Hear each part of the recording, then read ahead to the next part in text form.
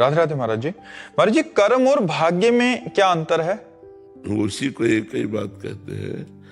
जो हमारे भाग्य में कर्म के परिणाम रूप रचना लिखी गई है, जिसे प्रारब्ध कर्म कहते हैं, वही भाग्य है।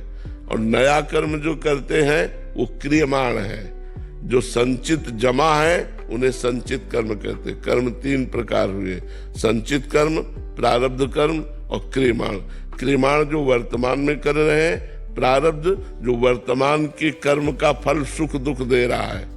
वर्तमान में अच्छा कर रहे हैं लेकिन बुरा फल मिल रहा है, प्रारब्ध।